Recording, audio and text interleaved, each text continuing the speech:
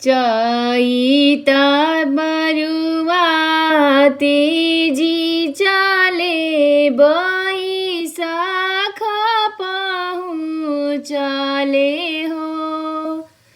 हम तोहसे पूछिलाई बरुआ तू के करा घरे जाइब हो।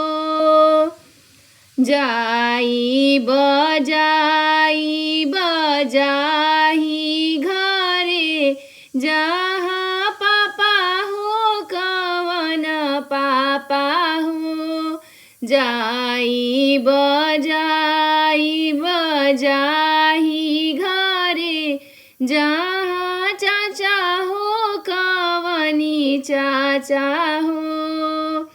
उहे पापा करी है जनेउआ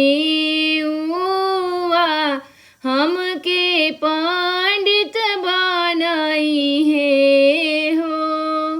उहे चाचा करी है जनेउआ हमके पंडित बनाई है